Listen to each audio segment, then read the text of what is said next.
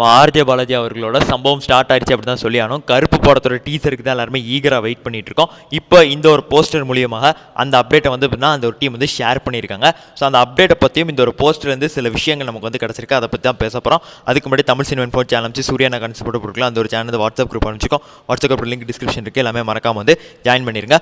Okay right. So இந்த ஒரு poster மூலியமாக ஜூலை 23 இந்த ஒரு படத்தோட டீசர் நாங்கள் வந்து வெளியிட போகிறோம். சூர்யா பர்த்டே ஸ்பெஷல் அப்படிங்கிறத தெரிவிச்சிருக்காங்க.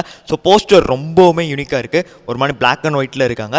ஸோ இந்த ஒரு படத்தில் அண்ணன் 2 ரோல் பண்ண போகிறாரு. ஒன்று கருப்பசாமி ரோல், இன்னொரு லாயர் ரோல். ஸோ இதில் ஒரு ஃபுல்லில் நீங்கள் வந்து பார்த்தீங்கன்னா கருப்பசாமி வந்து தான் தெரியுது. ஸோ அதே மாதிரி அந்த கிளாஸ் எல்லாம் வச்சு பார்க்கும்போது ஒரு லாயர் லுக்கில் இருக்குது. ஸோ ரெண்டையும் கலந்த ஒரு மனிதன். ஸோ அந்த மணிக்கான ஒரு லுக்கில் தான் வந்து தான் இருக்குது. ரொம்ப யூனிக்காக தான் இதில் வந்து இது வரைக்கும் அவர் வந்து போஸ்டர்ஸ் ஆகட்டும் எல்லாமே வந்து வெளியிடுறாரு. ஸோ எதுலேயுமே சூர்யானோட ஒரு லுக்கை கூட வந்துட்டு கம்ப்ளீட்டாக ரிவீல் பண்ண மாட்டேங்கிறார். இதில் கூட ஒரு 40% தான் நம்மளால் சூர்யானை மூஞ்ச பார்க்க முடியுது.